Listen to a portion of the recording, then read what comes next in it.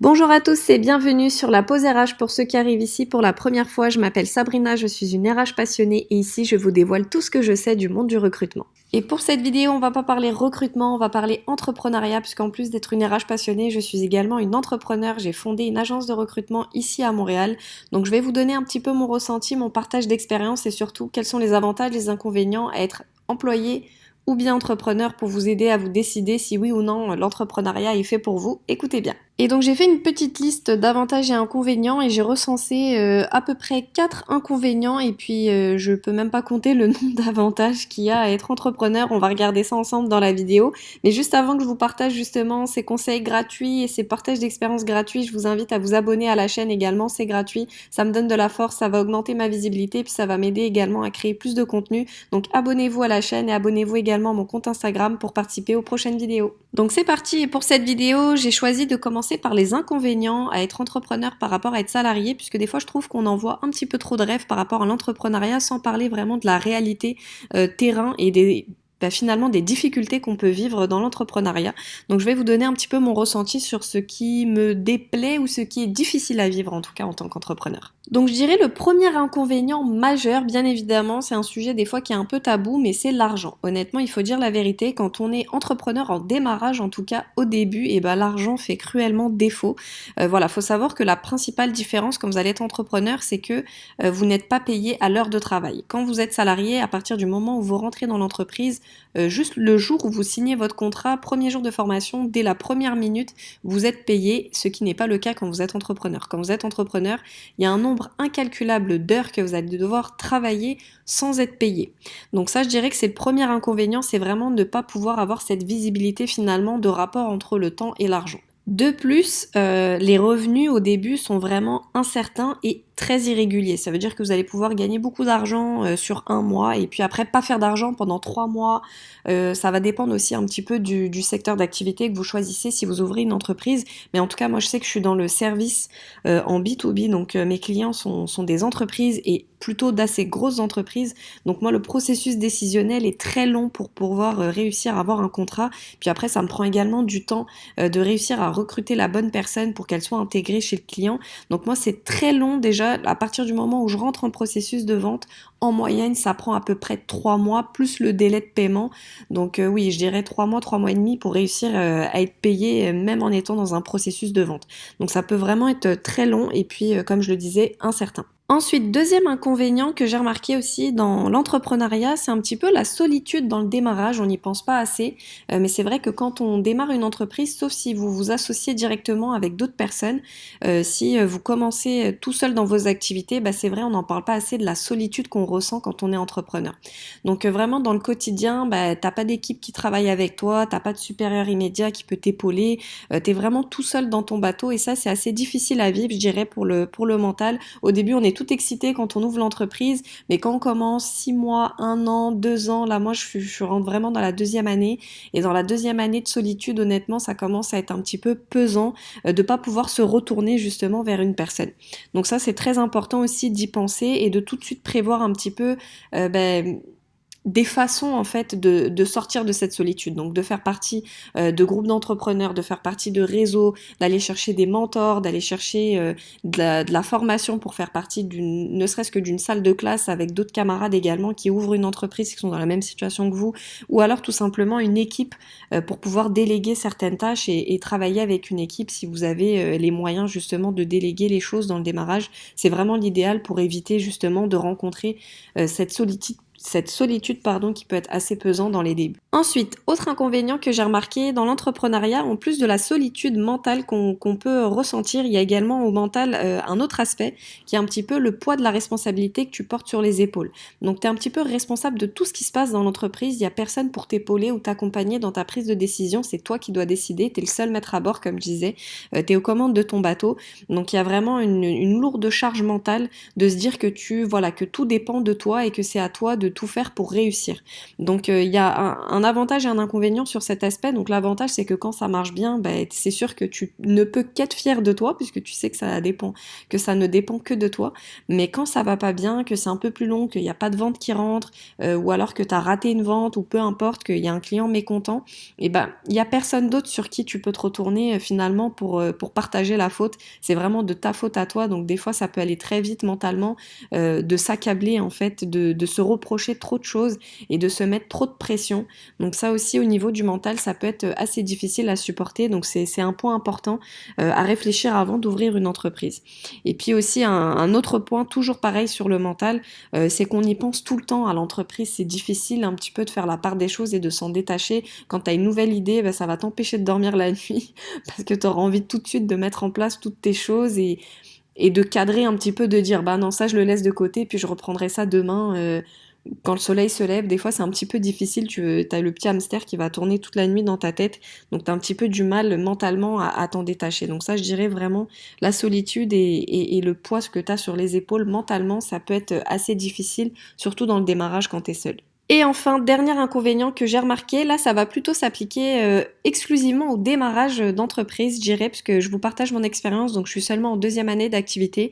Donc je pense pas que cet inconvénient-là va se retrouver tout le long du parcours entrepreneurial, mais en tout cas, je dirais dans les 2, 3, voire peut-être même 5 premières années, il faut accepter le fait qu'au début, vous allez recevoir peu de soutien et que vous allez être un petit peu inexistant. Donc ça va demander énormément d'efforts pour faire votre place sur le marché et également être crédible même au niveau de vos proches. Au début, quand vous allez ouvrir votre entreprise, même vos proches, ils vont pas forcément vous prendre très au sérieux, au moins jusqu'à ce que vous fassiez vos premières ventes, jusqu'à ce que l'argent rentre.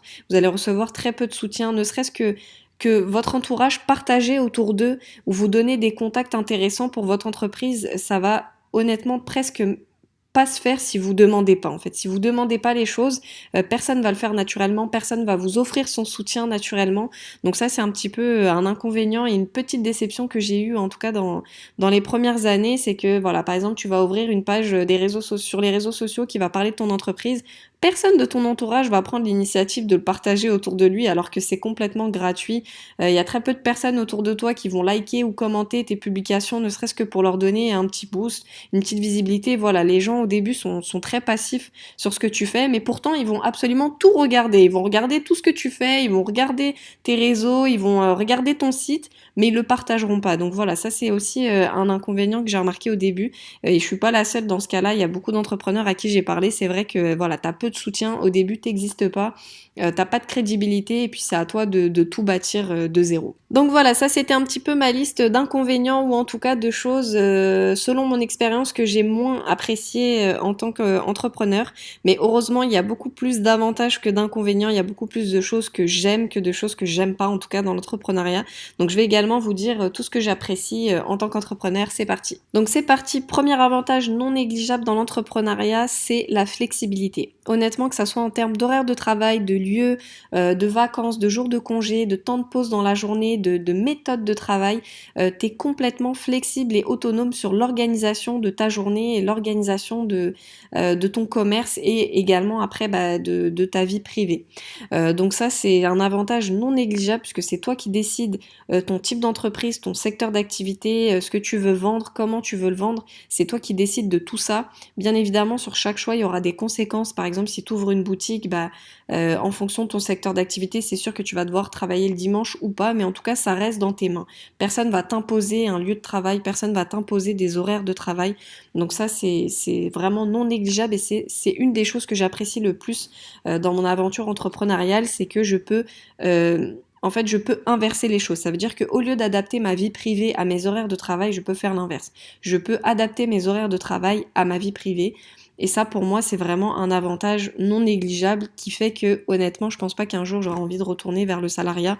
Juste à cause de ça, ça me manquerait trop de pouvoir être flexible justement dans mes horaires de travail et ma façon de travailler. Ensuite, autre avantage qui me plaît le plus dans l'entrepreneuriat, c'est vraiment, ça dépend de la personnalité, mais en tout cas, moi, je suis quelqu'un de très autonome, de très indépendante et ce que je ne supportais pas quand j'étais salariée, c'est le fait de devoir demander la permission.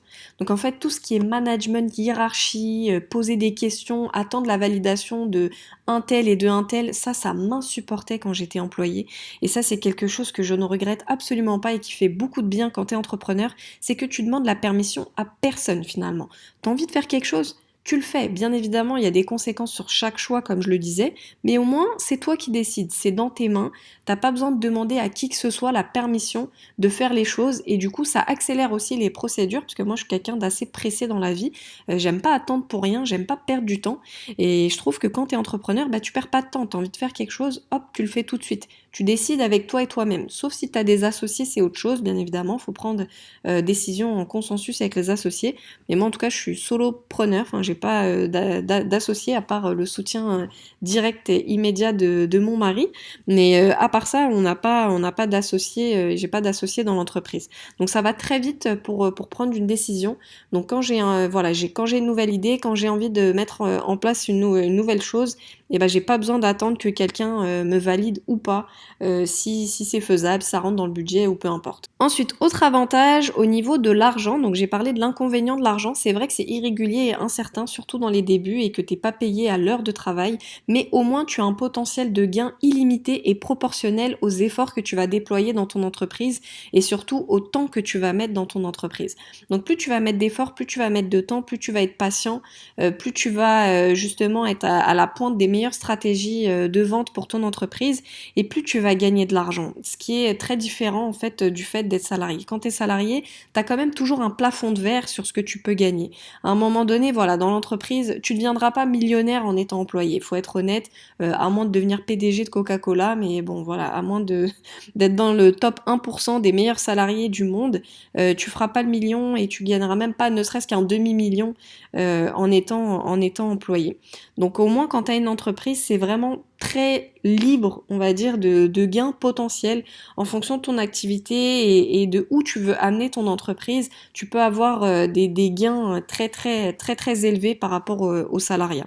Et en plus d'avoir des gains très élevés, c'est des gains qui ne vont pas être finalement mis en relation avec ton niveau d'études ou ton niveau d'expérience. C'est vraiment en fonction des efforts déployés dans ton entreprise. Peu importe que tu aies étudié en université, que tu aies un doctorat ou pas, que tu aies une maîtrise ou pas, peu importe, tu peux faire beaucoup d'argent, même si finalement tu as arrêté l'école au lycée. Donc ça, je trouve que c'est un gros avantage. Il y a personne qui va te dire, bah ok, toi t'as pas de diplôme, donc toute ta vie tu vas être payé 12 dollars de l'heure. Non. Là, c'est vraiment gain illimité, proportionnel aux efforts et surtout au secteur d'activité que tu vas choisir. Et pour continuer sur la lancée de l'argent en termes d'avantages, il y a vraiment des avantages fiscaux non négligeables au fait d'avoir une société. Et là, je parle vraiment pas d'être travailleur autonome, je parle vraiment d'être propriétaire d'une société par action. Donc vraiment incorporer sa société et ne pas avoir la société en son nom, dissocier la société de sa personne. Donc tu as des avantages vraiment non négligeables en termes d'argent que tu pourras décaisser et en termes d'impôts que tu vas payer. Donc je vais pas rentrer dans le détail parce que ça sera assez compliqué, puis en plus ça dépend de chaque pays. Là je parle surtout de mon expérience ici au Canada. Les avantages fiscaux voilà sont très avantageux pour les entreprises.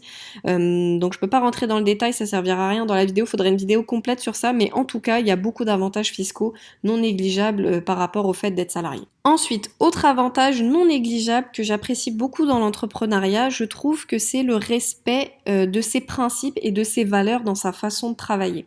En fait, finalement, quand tu es employé, tu vas rentrer dans une entreprise qui a déjà sa vision des choses, qui a déjà ses valeurs, qui a déjà ses principes, et tu es un peu obligé de t'adapter à cette vision des choses. Tu peux pas vraiment imposer ta marque du début à la fin dans toutes tes méthodes de travail.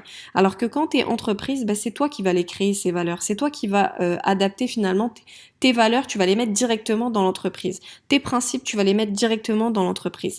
T'as pas besoin de t'adapter à une structure déjà existante. Donc tu peux finalement, je trouve, plus coller un petit peu à ta personne et à ce qui te tient à cœur dans tes méthodes de travail. Et ça, c'est très important. Surtout moi, dans le recrutement, voilà, je pourrais peut-être faire une vidéo sur toutes les choses saugrenues qu'on m'a demandé de faire en tant qu'employé dans le recrutement. Voilà, que ça soit discriminer des gens ou des choses vraiment horribles qui peuvent se passer derrière le bureau dont les candidats n'ont absolument aucune idée, des choses qui me déplaisaient et que je peux absolument éviter en tant qu'entrepreneur. Voilà. Et si jamais j'ai un client qui me demande des mauvaises choses dans le recrutement, bah, je peux tout simplement lui dire ok, bah, on va pas travailler ensemble parce que ça correspond pas à mes valeurs. Or que c'est plus difficile à faire quand tu es employé puisque bah, tu risques de perdre ton travail. Or que moi, bah, y a personne qui va venir fermer ma société parce que j'ai refusé de travailler avec tel ou tel client.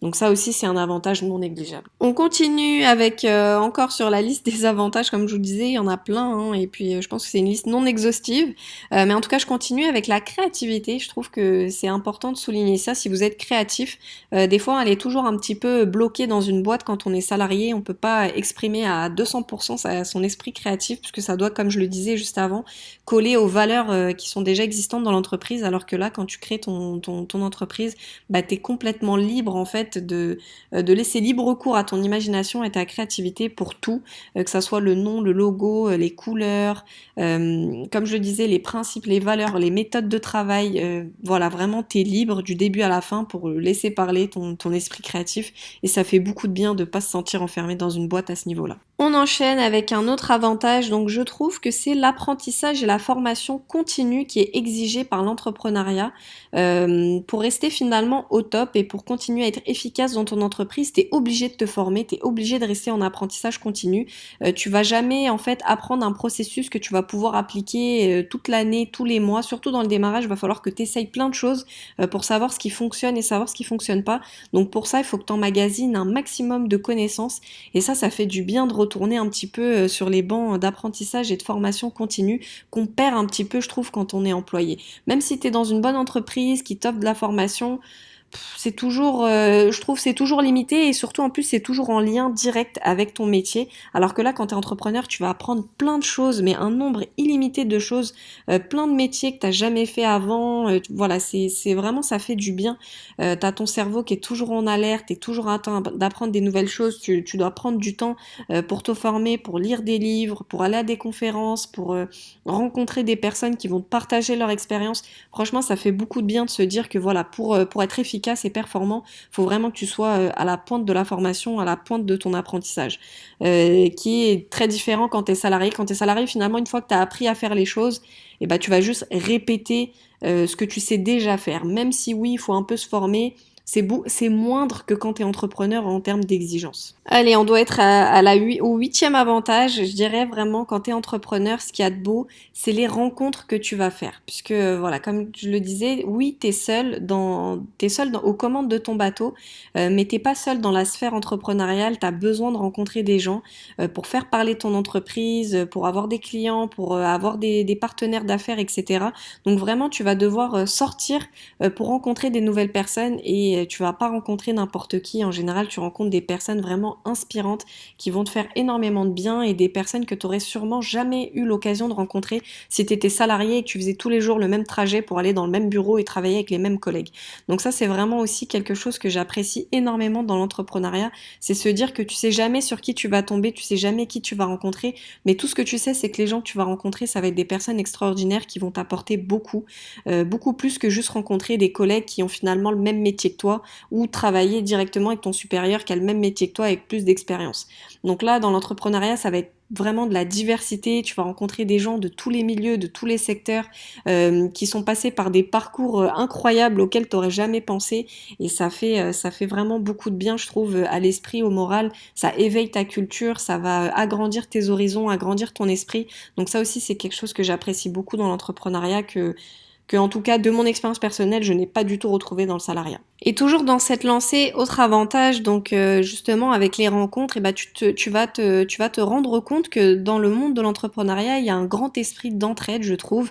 Après ça, c'est peut-être différent en fonction de chaque pays. J'ai pas l'expérience entrepreneuriale dans plein de pays, je l'ai juste au Canada, mais en tout cas au Canada, ici au Québec, je trouve qu'il y a énormément d'entraide entre entrepreneurs et même entre compétiteurs. Et ça aussi, c'est quelque chose que j'ai apprécié. Il y a beaucoup de coopétition ici plutôt que de compétition. Voilà, il y a de l'aide parce qu'on est un peu tous dans le même bateau finalement, on se regarde les uns les autres et on sait à quel point c'est difficile ce qu'on vit. Et je parle voilà de la difficulté de tous les inconvénients que j'ai cités en début de vidéo. on en est conscient et du coup on s'aide entre nous et j'aime bien cet esprit en fait. Il y a pas d'escalade de qui va être meilleur que l'autre, qui va écraser l'autre. Voilà pour se faire bien voir auprès des bons supérieurs. Voilà, ça n'existe pas en fait. En tout cas ici dans le monde entrepreneurial au Québec, on se regarde tous les uns les autres en se demandant finalement qu'est-ce qu'on peut faire pour s'aider. Et puis si on peut pas s'aider, ben on passe juste son chemin. On n'est pas là en train d'essayer de s'écraser pour monter sur la tête de l'autre. Et ça j'apprécie vraiment beaucoup dans mon expérience ici entrepreneuriale au Québec. Et en plus d'avoir cet esprit d'entraide entre entrepreneurs et compétiteurs, ici au Québec, il y a énormément d'organismes qui t'offrent des solutions clés en main ou qui t'apportent du soutien, que ça soit financier, soutien de formation, de coaching, des fois même gratuitement pour t'aider en tant qu'entrepreneur. Puisqu'ici, le Québec veut vraiment favoriser l'entrepreneuriat. Et il y a même aussi des organismes qui sont là pour favoriser l'entrepreneuriat des femmes et des entrepreneurs immigrants. Donc moi, je suis dans cette catégorie, je suis une femme entrepreneur et immigrante ici au Québec et je reçois beaucoup de soutien, beaucoup d'aide. Et d'ailleurs, s'il y a des organismes qui passent par la vidéo, encore un grand merci. Je sais que déjà, je passe beaucoup de temps à les remercier en personne, mais un grand merci en plus sur cette vidéo, voilà, de toutes les entreprises, de toutes les OBNL qui existent et du soutien aussi qu'on peut recevoir de la part du gouvernement québécois pour les entreprises ici au Québec. Je pense que ça mériterait même une vidéo ou en tout cas peut-être un article de blog ou un lien. Dites-moi dans les commentaires si ça vous intéresse justement que je vous partage tous les organismes qui peuvent qui peuvent vous aider justement à ouvrir une entreprise ou à soutenir l'activité de votre entreprise, que vous soyez en démarrage, en croissance ou en maturité, peu importe, il y a vraiment beaucoup de solutions pour être accompagné dans son parcours entrepreneurial ici au Québec. Donc dites-moi en commentaire si ça vous intéresse que je vous partage une petite capsule sur ça. Et enfin, je vais m'arrêter là, mais comme je l'ai dit, je pense que c'est une liste non exhaustive, mais un dernier avantage auquel j'ai pensé, en tout cas sur ma liste, c'est vraiment on va reprendre la flexibilité, mais là plus sur le choix en fait des partenaires, des fournisseurs et des clients. Voilà, quand tu es entrepreneur, c'est toi qui décides avec quel type de clientèle tu veux travailler et c'est toi qui décides aussi tes fournisseurs, tes partenaires et toutes les personnes qui vont t'entourer dans ton aventure. Donc ça aussi c'est un gros avantage contrairement au fait d'être salarié. Quand tu es salarié, tu vas pas vraiment décider c'est qui le collègue qui va être à ta droite, c'est qui le collègue qui va être à ta gauche, qui va être ton supérieur. Vraiment, tu n'as pas ça dans les mains quand tu es salarié, or que tout ça, c'est dans tes mains quand tu es entrepreneur. S'il y a vraiment un type de clientèle que tu ne veux pas, tu peux le décider. S'il y a un type de fournisseur que tu veux pas, un type de partenaire que tu veux pas, et même quand tu vas devoir embaucher des gens pour travailler avec toi, c'est toi qui décides également avec qui tu veux travailler. Donc ça fait beaucoup de bien d'avoir ce choix dans les mains et cette flexibilité de se dire, voilà, je vais pas me réveiller le matin et travailler avec quelqu'un que j'apprécie pas ou travailler avec quelqu'un qui ne correspond pas à ma personnalité. Donc ça fait du bien aussi quand tu es entrepreneur. Et voilà, c'est fini pour cette vidéo qui vous a partagé un petit peu mon ressenti sur les différences entre le fait d'être salarié ou être entrepreneur, puisque j'ai vécu les deux situations. J'espère que ça vous a plu. Donc voilà, comme vous l'avez vu, peu d'inconvénients, mais quand même des inconvénients à prendre en considération avant de se lancer, et énormément d'avantages, et puis ça dépend aussi de chaque personnalité et de chaque expérience, mais en tout cas voilà, je vous ai partagé mon expérience à moi. J'espère que la vidéo vous a plu. Si c'est le cas, n'hésitez pas à la commenter, liker, partager, surtout comme je vous l'ai dit, abonnez-vous à la chaîne, et sur Instagram, je vous avais demandé c'était quoi les thèmes, donc c'est vous qui avez décidé sur Instagram de cette thématique, et il y a également une deuxième thématique qui arrive prochainement, c'est comment ouvrir une entreprise au Canada. On me l'a également beaucoup demandé. Donc je vous prépare également une petite vidéo sur ça, sur comment ouvrir une entreprise au Canada. À bientôt sur la pause RH.